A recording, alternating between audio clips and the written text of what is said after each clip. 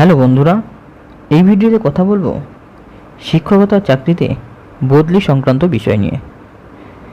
বদলি সংক্রান্ত গুরুত্বপূর্ণ নির্দেশ দিল হাইকোর্টের বিচারপতি রাজশেখর মান্থা।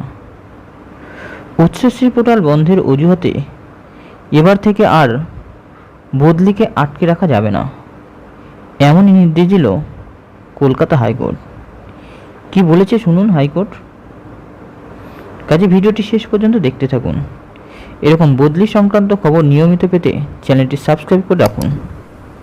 আর যারা বদলি চেয়েও পাচ্ছেন না, তাদের কাছে এই রায়টি গুরুত্বপূর্ণ হাতিয়ার হতে পারে। কি নির্দেশ দিল হাইকোর্ট দেখুন। উচ্চশ্রী পোর্টাল বন্ধ থাকায় বদলি হবে না, এবার থেকে এই যুক্তি আর মানা হবে না বলে সোমবার বদলি সংক্রান্ত মামলায় জানিয়ে দিলেন কলকাতা হাইকোর্টের বিচারপতি রাজশেখর মান্থা।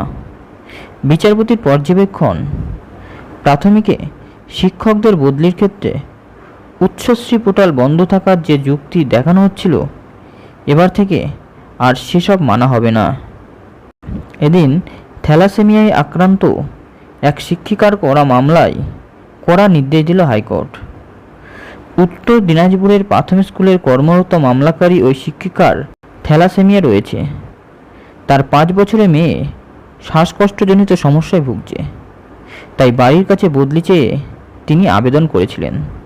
তবে 29শে সেপ্টেম্বর 2022 সাল থেকে পোর্টাল বন্ধ থাকায় বদলি আটকে রয়েছে। এই শিক্ষিকা নিজের সমস্যা জানিয়ে বদলির আবেদন করলেও বোর্ড এখনও কোনো সদুত্তর দিতে পারেনি। এরপরই আর উপায় না পেয়ে হাইকোর্টের দ্বারস্থ হন ওই মহিলা।